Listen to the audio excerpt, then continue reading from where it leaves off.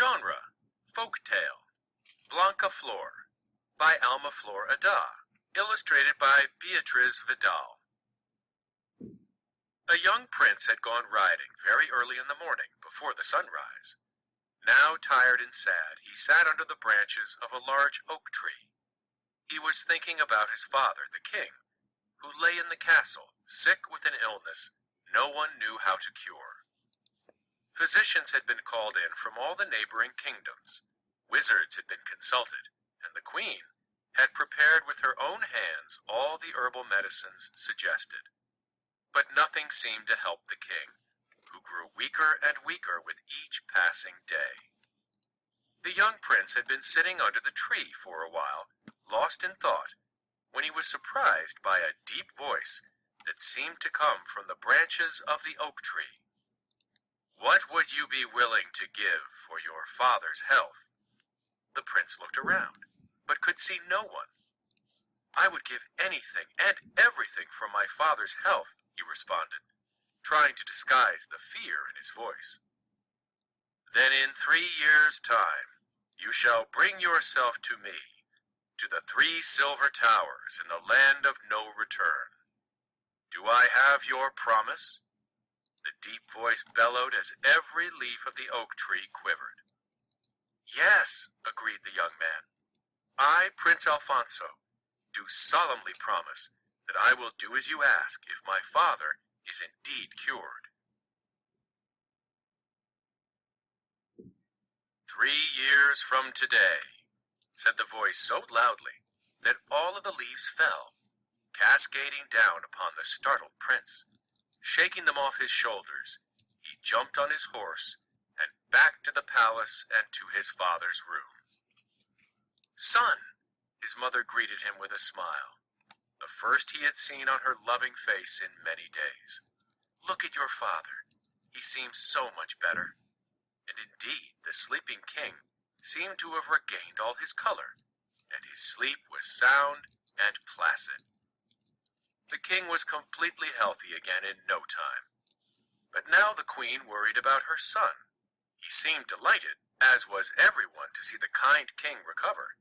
And yet once in a while the queen detected a profound sadness in her son's eyes. The king was determined that Prince Alfonso should marry. His prolonged illness had left him with a renewed urgency for life. "I want to see you start a family. I want to get to know my grandchildren." Even though the prince insisted that he was not ready for marriage, the king ordered portraits of every marriageable princess brought in from all the neighboring kingdoms. When they all failed to interest the prince, the king organized banquets, dances, and outings to have the prince meet every noble girl he could possibly invite.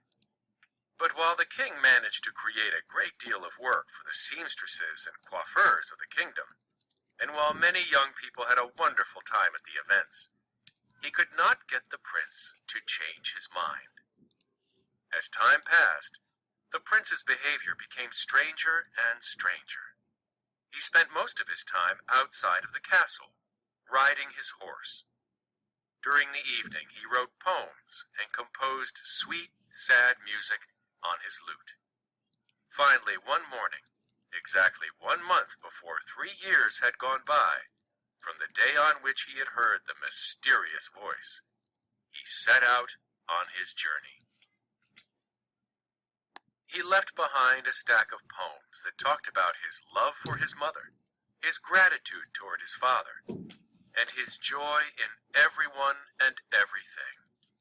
He also left a letter for his parents, asking forgiveness for causing them sorrow, but assuring them that he was leaving only because he needed to honor a promise. The king could not understand the disappearance of his son. He was ready to send his knights and guards to comb the world until they found him. But the queen requested that he honor his son's wishes, just as his son was honoring his promise. Inside her mother's heart, she sensed a connection between her husband's healing and her son's departure. Young Prince Alfonso rode for many days, eating sparingly of the food he had taken with him. Several times he asked shepherds he met along the way for directions to the land of no return. They always pointed in the same direction, toward the setting sun. And when they wondered, why should anyone want to go there? The prince would respond, to honor my word. On the 7th day of his journey, the prince saw a white dove, who seemed to signal him to follow her, and so he did. But after many hours of following the dove, he found himself facing a deep ravine. He stopped, puzzled, knowing well that he could not cross the gorge on horseback or on foot. Then a majestic eagle appeared in front of him and looked piercingly into his eyes. "Might you carry me to the other side?" he asked the eagle. "Only if you give me your chain," the eagle responded. Young Alfonso took off the heavy gold chain that bore the eagle emblem of his kingdom and hung it around the eagle's neck. "It is only fitting," the prince said. "I have carried your image with me always. Now it should be yours."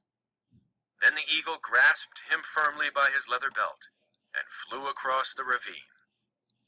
The eagle released the young prince on the other side, where the land was deserted and barren. Basalt and obsidian rocks burned hot under the fierce sun. Far in the distance, high above the steep walls, 3 towers of silver glittered. Alfonso had just taken a few steps toward the towers when he was stopped by a thundering voice. "Who dares step on my land?" "I am here to honor my promise," the young prince answered. "That is as it should be," the voice replied. "And to reward you, I will give you an opportunity to win your life back. If you fulfill the 3 tasks that I ask of you, you will stay here and marry one of my 3 daughters. But if you do not complete the tasks, you will be food for my hounds." Alfonso took a deep breath. Squaring his shoulders and steadying his voice, he asked, "What would you like me to do?" "Take this sack of wheat, walk up to the valley, plant it, harvest it, and mill it. With the flour, bake some bread and bring it to me tomorrow by 11 o'clock in the morning." To Alfonso's great surprise, a small sack of wheat appeared before his eyes.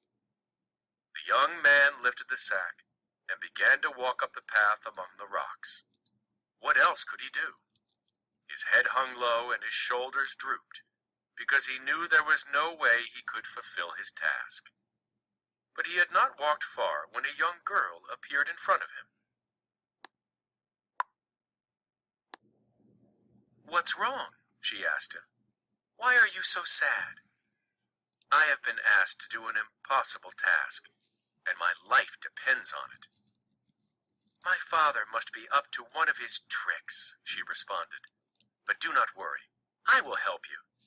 Take this stick and poke the earth with it. Keep walking on a straight line, and poke as you walk. I will drop the seeds, and all will be well." That afternoon, after all the wheat had been planted, they watched the sunset together. The young girl said, "My name is Blancaflor, and if you trust me, we will save your life. Now I have to go, otherwise they will miss me at dinner." After she left, Alfonso went to sleep, resting his back against a large boulder. In the morning the valley was covered with ripe wheat, its golden spikes shining under the early sun. Alfonso was still rubbing his eyes when Blancaflor appeared. "It's time to harvest the grain, mill it, and bake bread with the flour," she said. And as she spoke, the wheat flew out of its stalks and formed a golden mountain. A mill and an outdoor oven appeared next to the mountain of wheat. "Keep fetching wood for the oven," Blancaflor told Alfonso. And while he did, the mill ground the wheat, and loaf upon loaf of bread dough appeared ready to be baked. When the smell of the recently baked bread filled the valley, Blancaflor disappeared. "It's better that my father doesn't find me here when he comes for his bread," she told Alfonso before leaving. Soon a thundering voice was heard. "Either you are a wizard, or you have met Blancaflor." Alfonso kept silent. "Well, you still have 2 more tasks," shouted the voice. "Better get started. Plant these grapevines and have the wine ready for me by 11 o'clock tomorrow morning." And while the loaves of bread moved through the air, as if carried by giant hands, Alfonso found 100 grapevine saplings at his feet. It was not long before Blancaflor appeared again. And just as the pair had grown the wheat the previous day, now they planted the saplings. That evening, as they watched the sunset, Alfonso told Blancaflor about his mother and father, and the promise he had made. And once again she asked him to trust her. The next morning the valley was covered by fully grown grapevines, loaded with ripe bunches of grapes. And it took only a few words from Blancaflor for the grapes to be harvested and crushed, and for the wine to be stored in huge oak casks. Just before 11, after Blancaflor had already departed, the thundering voice was heard again. "Either you are a mighty wizard, or you have been talking to Blancaflor." Alfonso remained silent, but he shivered when he heard the voice laugh. "Well, let's see how you do with your last task. You need to bring back the ring my great-great-grandmother lost in the ocean. And if you do not have it here by 11 o'clock tomorrow, you will be food for my hounds." When Blancaflor returned, there were tears in Alfonso's eyes. "I'm not afraid to die, but I hate to break my mother's heart. This task will be impossible," he told her. "No, it won't be, but you will need to trust me even more," she replied.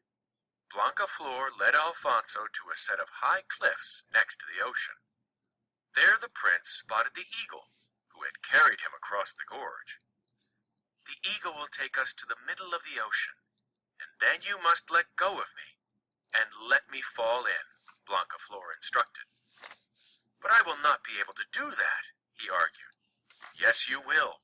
You must," insisted Blancaflor. When they were high above the ocean, Blancaflor asked the prince to let her go, but at the last minute he held on desperately to her hand. As her fingers slipped from his, he heard a crack. Her little finger hung broken.